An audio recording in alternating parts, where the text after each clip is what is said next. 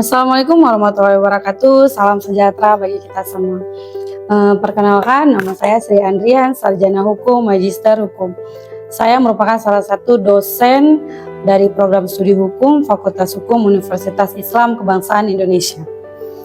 Pada kesempatan kali ini, saya akan memberikan sedikit informasi yang terkait dengan mata kuliah Fakultas Hukum yang akan saya ampu, yaitu Hukum Perbankan, di mana hukum perbankan ini mempunyai bobot 2 SKS dengan 16 kali pertemuan.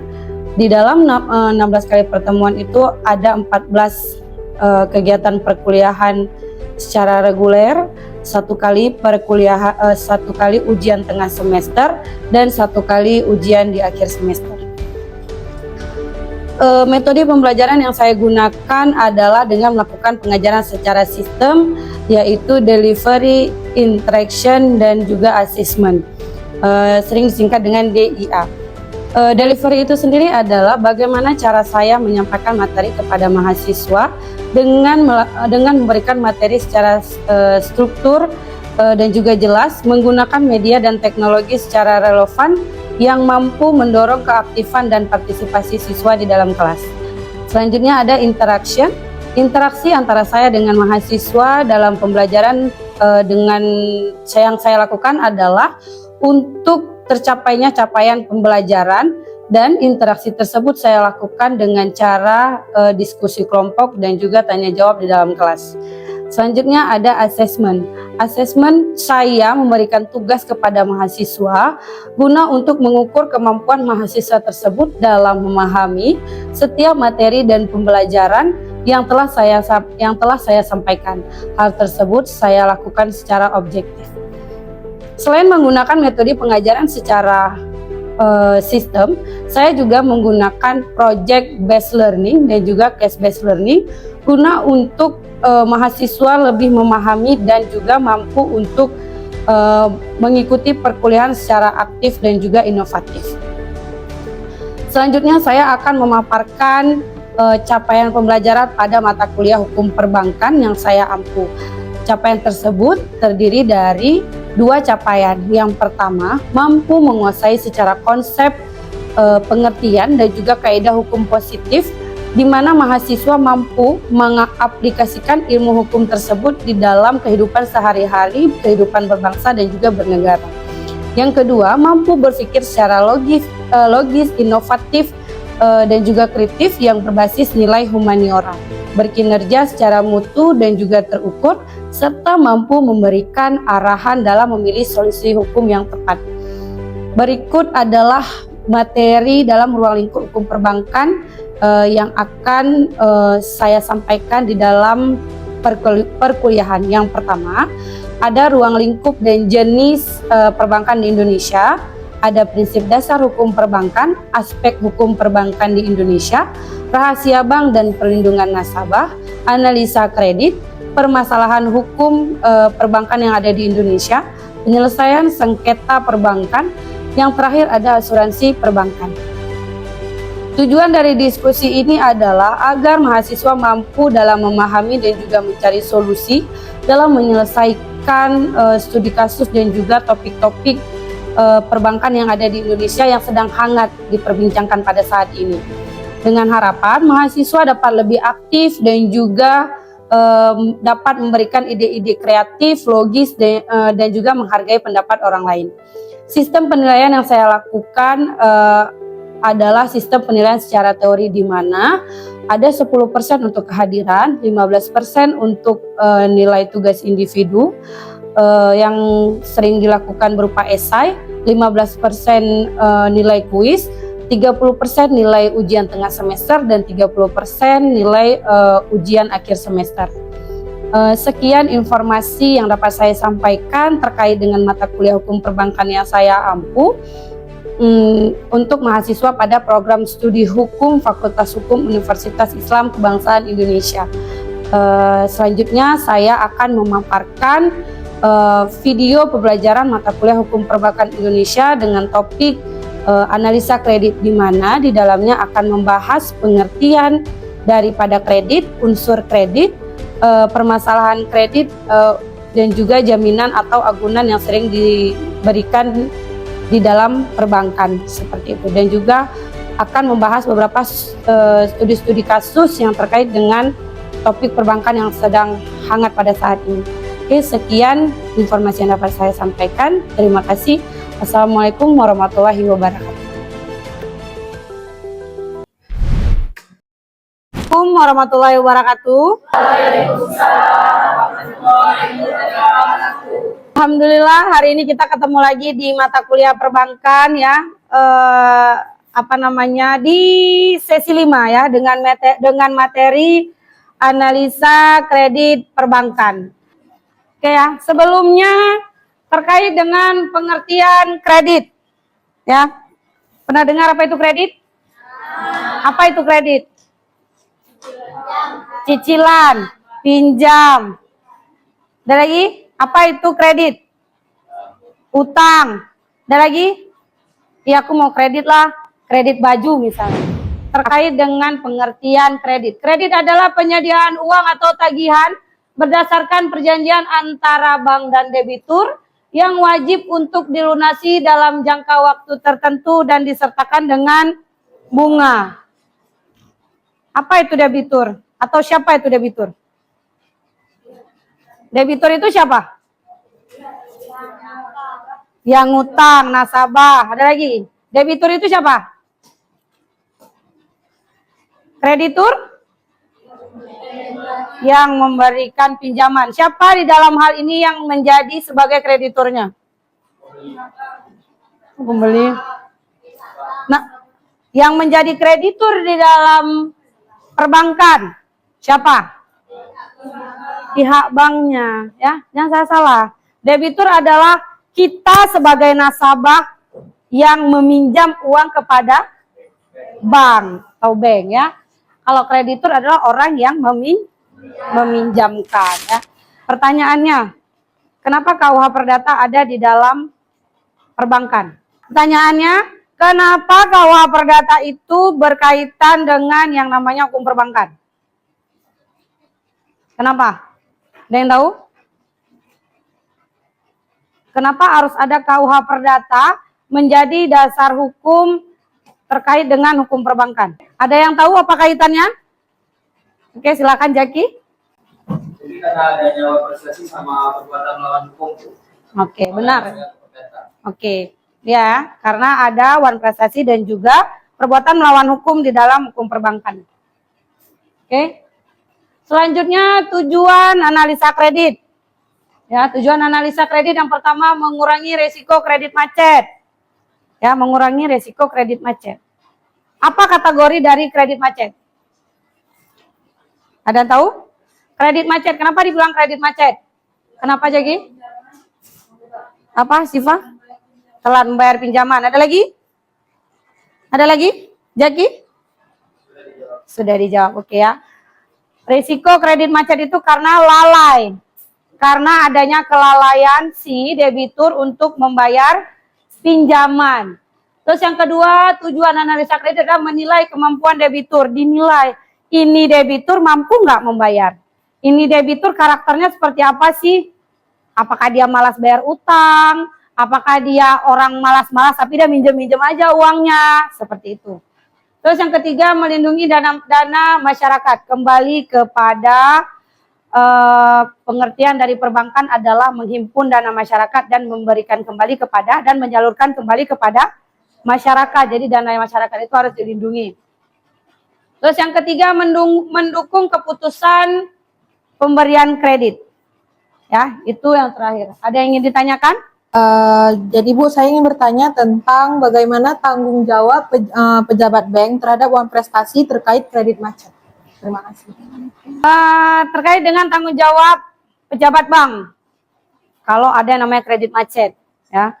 Jadi bank itu akan memberikan waktu 270 hari baru debitur itu dikatakan macet, ya. Ketika mereka sudah macet, apa yang akan dilakukan? Akan dilakukan yang namanya restrukturisasi. Jadi, debitur itu diwajibkan untuk membayar pokoknya saja. Ya, yang dikatakan pokoknya saja itu adalah berapa jumlah pinjamannya aja, tidak termasuk dengan bunga. Jadi berapa bulan, misalnya 3 bulan dilakukan restrak, ya dia bayar 3 bulan, tidak termasuk dengan bunga. Bunganya kapan Bu dibayarkan? Apakah tidak membayar bunga lagi yang sudah lewat tadi? Enggak, bunga itu tetap dibayarkan ketika nanti di akhir pinjaman. Akhir pinjaman barulah kita bayarlah keseluruhan bunga tadi. Ya, jadi yang dilakukan pejabat bank adalah melakukan restruksi. Biasanya mereka sebutnya restrak karena terlalu panjang disebut untuk restrukturisasi pinjaman seperti itu. Oke ya, ada lagi? Nggak ada? Kita next ya. Oke, lanjut. Prinsip 5C dalam analisa kredit. Pernah dengar? Sebenarnya ini poinnya ya. Kalau kalian menjadi salah satu petugas bank ya, terkait dengan analis. Kalau kita dihukum pasti bakal terjunnya ke analis ya. Impian kita adalah menjadi seorang analis kredit. Yang pertama itu yang harus kita lihat untuk debiturnya adalah karakternya, kepribadian dan itikat baik si debitur.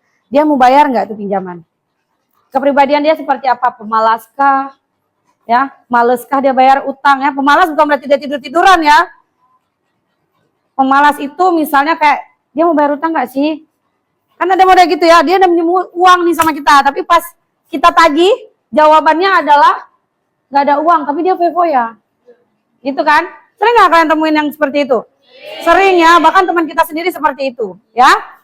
Terus yang kedua ada kapasitas, kemampuan si debitur membayar kredit. Misalnya nih, ada contoh tukang jualan di kantin kita nih, misalnya yang jual pangsit, misalnya seperti itu. Penghasilan dia sehari itu 300 atau 400 ribu. Kalau sebulan 3 kali 30 berarti 900 ribu ya. Ya, 9 juta. 9 juta. Terus dia mau ngambil kredit 250 juta. Dengan pinjaman, dengan bayar setiap bulannya itu 6.500.000 misalnya. Cocok nggak? Enggak lah. Kenapa saya bilang nggak cocok? Karena itu nanti akan diperhitungkan dia hidup pakai apa. Punya berapa tanggungan yang harus dia bayar. Kalau nggak cocok ya nggak akan cair. Gitu kan? Nah. Terus yang ketiga ada kapital, kondisi dan kekuatan modal. Dia buka pangsit itu modalnya berapa sih? Atau dia tuh datang ke bank mau ngambil pinjaman untuk modal usaha. Ya, untuk modal usaha. Dia mau ngambil modalnya berapa sih? Sesuai enggak? Dia ngambil modal 250 juta, tapi dia buka pangsit cuma 1 rak seperti itu. Konyol kan? Konyol ya, karena rata-rata kalau 250 juta itu pasti bukanya ruko. Ya kan? Buka ruko, nggak mungkin gerobak. Ya nggak? Iya atau iya? Iya. Terus yang keempat ada kolateral. Jaminan yang digunakan. Pernah dengar agunan? Agunan itu wajib nggak? Wajib. Agunan itu untuk sekarang ya, berdasarkan peraturan pemerintah, agunan itu diberikan ketika kita meminjam uang di bawah 100 juta. Baru kita gunakan yang namanya agunan. Tapi kok Bu, masih ada bank kalau misalnya kita mau pinjam uang diminta agunannya, ada memang. Tapi itu tidak dicatatkan. Hanya dijadikan sebagai arsip aja.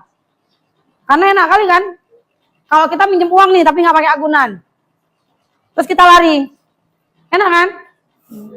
Jadi tetap akan dimintakan dan hanya dicatatkan oleh kantor aja, oleh back office kantor aja, tidak dicatatkan ke sistem yang ada di Bank Indonesia, seperti itu, ya.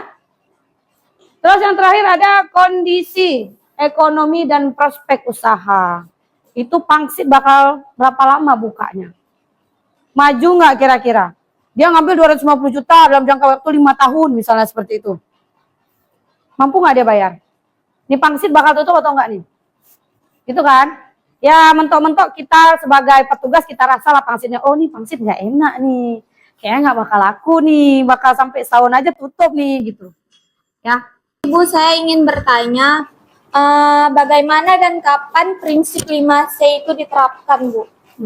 Kapan dan bagaimana prinsip 5C itu diterapkan? Prinsip 5C itu diterapkan ketika awal sekali debitur itu datang ke bank. Jadi petugas itu, atau kalianlah sebagai petugas bank, akan memberikan sebuah form yang harus diisi oleh si nasabah itu. Ya, jadi di situ ada data-data harus diisi. Dia mau ngambil uang untuk apa keperluannya, tujuan pengambilannya, terus berapa gaji dia, berapa penghasilannya, berapa tanggungannya. Dan form itu yang akan kalian analisa. Jadi kapannya adalah ketika di awal si debitur ingin mengambil pinjaman. Ya, oke ya. Yang pertama 7 prinsip analisa kredit adalah kita lihat personalitinya, menilai karakter, sikap, dan perilaku dari si calon debitur. Ya, tadi sudah dijelaskan, malaskah dia bayarnya, dia kerjanya apa, apakah dia tidur nih seharian dari pagi sampai sore, dia keluarnya malam, terus dia dapat penghasilan 10 juta sehari ya. Itu juga kita ya kan. Nah, seperti itu kita lihat. Karena pada dasarnya ya rezeki itu harus bangun pagi kan, biar jangan dipatok ayam ya. Terus yang kedua ada parti golongan debitur, mengelompokkan calon debitur berdasarkan kualitas dan tingkat risikonya. Ini calon debiturnya mafia nih, ya kan? Mafia dia nih. Oke lah, dia masuk ke dalam golongan apa? Prioritaskah, primakah, ya, atau golongan-golongan yang lainnya? Pernah nggak terpikir sama kalian,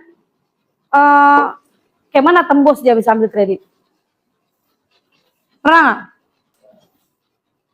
Ya kita kan nggak tahu nih, misalnya ibu nih, atau Akmal lah, Akmal sebagai petugas bank misalnya. Ibu datang sama Akmal, Akmal kan nggak tahu ibu toke kan? Ya udah Akmal, bukakan ibu rekening ya. Dia lihat nih, besok saya mau ngambil pinjaman misalnya seperti itu. Oh ya bu, minta print rekening koran, kan banyak tuh transaksi kan? Uang sampai bermiliar-miliar. Oh boleh nih, prospek kali ini, ya kan? Dia pun tercapai kan? Penilaiannya tercapai dong dari kantor, jadi insentifnya banyak, ya kan? Diproses ibu sama dia, ya udah, lewat kan? Seperti itu dia. Tapi ketahuannya bagaimana? Nanti kalau udah ada masalah baru ketahuan. Ya udah, kita sebagai petugas pun diangkut ke sana. Kita dijadikan sebagai saksi karena kita yang memproses. Oh kamu nggak tahu dia tuh toke, gitu, ya? Oke. Yang ketiga ada purpose, menilai tujuan penggunaan dana yang diajukan oleh debitur. Benar-benar kita lihat, saya bu mau ngambil pinjaman untuk nambah modal, rupanya beli mobil. Iya. Yang keempat, prospek, menilai peluang dan perkembangan usaha debitur di masa depan. Itu tadi saya udah cerita di masa ya, ini bakal berapa lama nih usaha palsu ini? Ini nggak enak nih, mungkin setelah 5 tahun nih kalau dia enak ceritanya kan. Jadi kita lihat prospek di masa depan itu seperti apa. Terus yang kelima ada payment, menilai kemampuan debitur dalam mengembalikan pinjaman sesuai jadwal. Jadi kalau bisa kita buat pinjaman itu ada batas waktu si debitur untuk membayar. Misalnya dia ngambil tanggal 19 Juni misalnya, jadi setiap tanggal 19 dia harus membayar pinjamannya. Ya, harus ada kesepakatan waktu untuk si debitur membayar pinjamannya. Terus yang keenam ada profitability, menilai tingkat keuntungan yang diperoleh debitur dari usaha ini. Itu kayak tadi janji ya. Terus yang terakhir ada proteksi, menilai bentuk perlindungan bagi bank apabila terjadi namanya risiko kredit. Oke, itu ada yang mau ditanyakan? Kira-kira? Tidak ada yang kita lanjut? Oke, selanjutnya resiko hukum dalam pemberian kredit. Ya, itu tadi kenapa ada yang namanya KUH Perdata terkait dengan hukum perbankan. Oke, wan prestasi debitur. Apa yang termasuk ke dalam contoh wan prestasi debitur? Ada yang tahu? Kenapa terjadi wan prestasi debitur? Karena adanya kelalaian bayar. Itu masuk wan prestasi kan? Berbeda dengan perbuatan melawan hukum. Perbuatan melawan hukumnya mana bu? Perbuatan melawan hukumnya itu misalnya apa? Debiturnya kabur, nah itu ya termasuk dalam perbuatan melawan hukum. Atau misalnya objeknya nih digadaikan, itu termasuk perbuatan melawan hukum kan? Itu dia ya. Terus kredit macet ya, batas tempo pinjaman itu dikatakan macet ketika dia sudah lewat 270 hari dari batas waktu perjanjian bayar. Ya, 200 itu 2 hari. Kalau masih 90 hari itu masih kurang, kategori kurang, ya kurang lancar. Terus yang ketiga ada dokumen tidak sah. Apa yang dimaksud dengan dokumen tidak sah? Apabila misalnya ada sepetak tanah dijadikan sebagai agunan, namanya agunannya bersengketa. Ya, itu sama juga dengan sengketa jaminan. Oke, resiko hukum dalam pemberian kredit. Yang terakhir ada dampaknya. Dampak dari kredit macet terkait dengan bank. Itu bank mengalami kerugian, menurunnya kualitas aset, dan juga sanksi dari peraturan tersebut, sanksi dari regulator. Oke. Yang terakhir, perjanjian kredit merupakan dasar hukum antara bank sebagai kreditur dan nasabah sebagai debitur yang di dalamnya ada pertama jumlah kredit. Jumlah kredit itu nominal pinjaman. Ya, berapa pinjaman yang mau diambil, berapa jumlah kredit yang mau diambil. Terus ada jangka waktu, ya. Kalau kur itu jangka waktunya 3 tahun maksimal. Kur. Ya, jadi mau diambil berapa banyak kur, jangka waktunya adalah 3 tahun. Ada juga bunga. Nah, ini yang sering menjadi permasalahan. Kenapa harus ada bunga? Karena kita pinjam untuk kesejahteraan bank juga kan. Tapi kenapa harus ada yang namanya bunga? Ya kalau nggak ada bunga, itu bank mau beroperasi pakai apa? Mau bayar gaji pegawai, mau bayar operasional kantor, misalnya kayak beli ATK, segala macam kan di situ kan?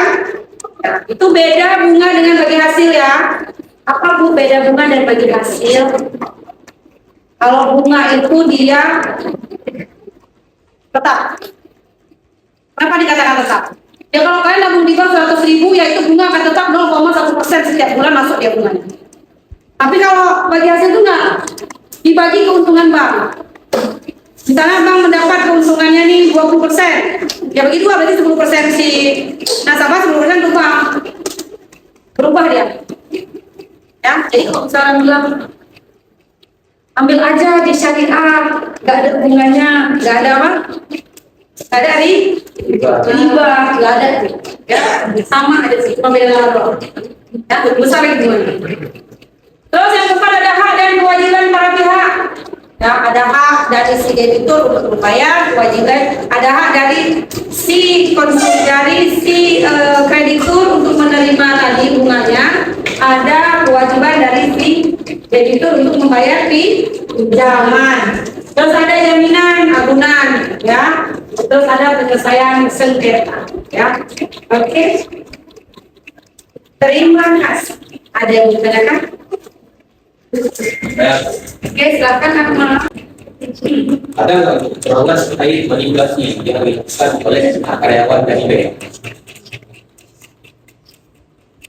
Kecurangan yang dilakukan oleh karyawan bank terkait dengan manipulasi kredit itu aja. Ya. Kalau kalian update nih, ya kita tuh mahasiswa update ya. Jadi banyak kasus-kasus karyawan bank yang memanipulasi kredit. Gimana Bu prosesnya? Misal nih, kayak tadi ceritanya, Ibu sebagai jadi nasabah ya, debitur. Udah selesai tapi kreditnya, udah selesai nih. Si Akmal sebagai petugas atau sebagai kreditur memproses kembali kredit itu tanpa sepengetahuan itu. Kan masih ada ya berkas sama dia, TP, WP, situ semua masih ada. Diproses kembali sama dia. Pas buka lagi rekening. Kalau petugas dari kredit itu biasanya kalau ke bawah buka rekening itu, CS udah aman tuh. Oke, ya kan? Disitulah timbul yang namanya manipulasi kredit. Jadi si Amal itu pakai kan saya duitnya, dipakai lah sama dia itu. Terus dia nggak mampu bayar kreditnya. Jadi masalah kan? Telepon lah sama petugas. Ibu Sri Andrian, Ibu ada kredit Ibu belum bayar sudah nunda Bu 5 bulan. Seperti itu. Ya. Nah itu dong Ibu ke kantor kan? Oh saya ada kredit, kreditnya udah selesai, itu buktinya segala macam, saya bilang seperti itu. Terus dibilang sama mereka, oh ya udah Bu kita proses. Laporlah ke kepolisian. Sampai kantor polisi ya diprosesi Akmalnya. Pertama dia dijadikan sebagai saksi. Terus ketahuan kan? Dapat tahu dia yang pakai duitnya. Jadi manipulasinya seperti ini. Di top up, tahu top up kan? Tahu dong ya, top up itu ya kalian masih tahu lah. Yang suka kalian wing itu kan top up kan? Ya kan, yang wing itu di top up kan? Betul ya. Oke, Mas seperti itu. Oke. Oke, ada lagi yang mau ditanyakan? Oke, silakan jadi. Jadi saya menanyakan soal tadi dan sama dari ini dan ada yang pertama tuh UU nomor 18 tahun 1998 dan satu lagi tentang UU 21 tahun 2008. Jadi saya ingin menanyakan isi dari UU 21 ini tentang apa? Undang-Undang 21 2008 itu terkait dengan lembaga keuangan syariah. Ya LKS ya. Bukan LKS lembar kerja siswa ya. Apa tadi? Lembaga keuangan syariah. Nah, jadi semuanya sebenarnya isinya sama terkait dengan bank juga. Jadi di situ ada kaitan antara pinjam dan peminjam terkait dengan jangka waktu dan bunga tetapi dengan syarat syariah. Jadi prosesnya tuh gini. Kalau di konvensional kita ngambil uang, ya kita dikirim uang kan, karena jadi ngambil kita ada contoh terkait jadi. Tapi kalau secara syariah tuh nggak kayak gitu dari sistemnya. Ada yang namanya akad wakilah, akad yang di apa itu wakilah? Akad yang diwakilkan, akad yang diwakilkan. Misalnya ngambil uang 500 juta untuk bangun rumah nih, kan di alat material ya, itu dicantumkan di dalam berkas akadnya.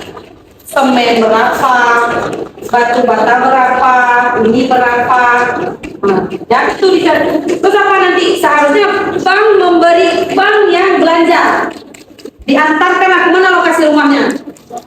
Nah, seperti itu ya. Ya walaupun sebenarnya keadaan di lapangannya seperti itu. Ya, kita nggak mencapai juga ya sebagai ketua mau beli ke toko bangunan. Diskusi nggak boleh enak mau. Nah jadi itu dia sistem dia. Lebih dikerahkan ke arah sistemnya kalau di LKS. Oke? Ada lagi? Bahkan lagi. Apa yang terjadi jika si debitur ini meninggal terus kreditnya itu berlunas? Apa yang dilakukan oleh pihak bank ketika si debiturnya meninggal? Kan masih punya ahli waris. Jadi nanti kan, kenapa kalau kita mengambil pinjaman tuh kakak? Perlu tuh namanya kakak. Kalau nggak ada kakak nggak bisa. Karena ada ahli waris, hutang itu tetap dibayarkan walaupun keadaannya gimana ya. Kita akan dialihkan kepada ahli warisnya. Tetap harus dibayarkan sampailah kredit itu selesai. Kalau misalnya nggak dibayarkan, gimana? Ya udah anggunan itu ya disediakan di lelang, jangan di lelang. Oke? Hukum perbankan ada yang ditanyakan terkait dengan analisa kredit?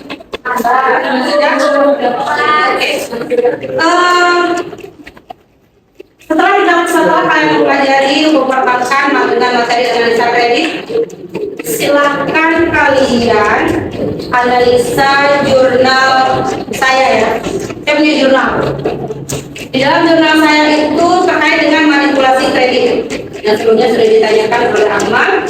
Silahkan kalian review di dalam jurnal tersebut di mana letak prestasi dan perbuatan lawan hukumnya. Setelah kalian melakukan jurnal tersebut dan setelah kalian mereview jurnal tersebut, silahkan kalian buat resumenya dan kalian kirimkan ke Google Drive yang akan saya bagikan di dalam link grup WhatsApp. Oke? Kira-kira ada yang ingin ditanyakan terkait dengan tugas? Oke ya, sudah selesai materi kuliah kita hari ini. Jika tidak ada lagi yang ingin ditanyakan, kita akhiri kuliah kita hari ini ya. Sampai ketemu lagi di minggu depan ya, di dalam sesi 6. Terima kasih untuk waktu dan perhatiannya dan juga untuk semua diskusinya. Saya akhiri. Assalamualaikum warahmatullahi wabarakatuh.